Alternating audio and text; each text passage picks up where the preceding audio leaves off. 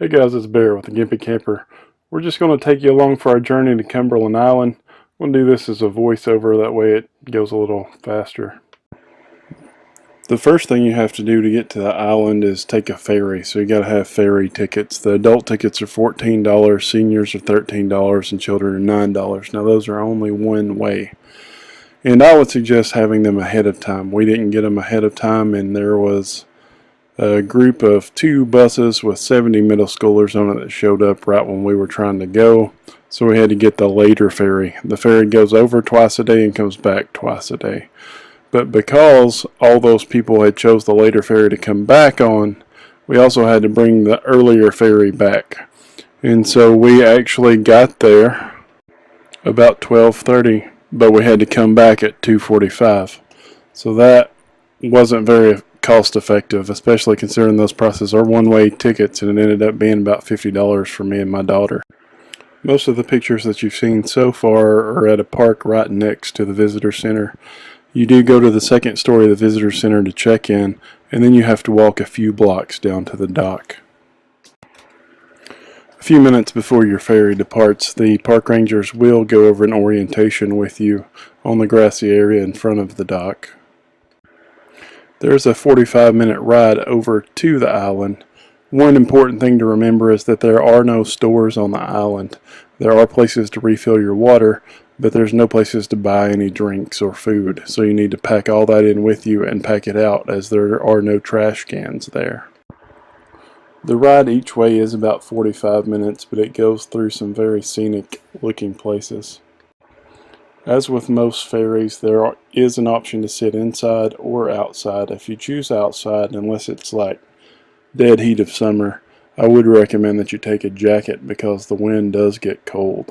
One of the things that I forgot to mention earlier is that the National Park Service does charge an admission fee to the island. It's $10 per person. If you do happen to have an America's Beautiful Pass, that does cover you for this and you don't have to pay that fee.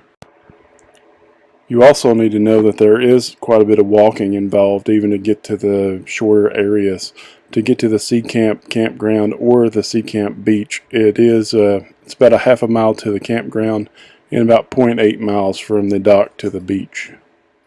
This was a little bit further than I had anticipated, so by the time we got there I had to figure out how long it took us to walk that far, because they don't call me the Gimpy Camper for nothing.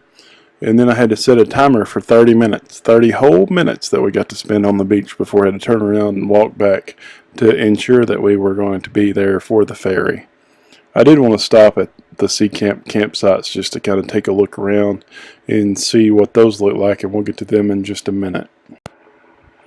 The beach was beautiful, and they say there's a lot of seashells and things, but to be honest, we didn't see very many, but we were in the most highly trafficked area on the whole island, because I didn't want to walk any further to cut down on our 30-minute time.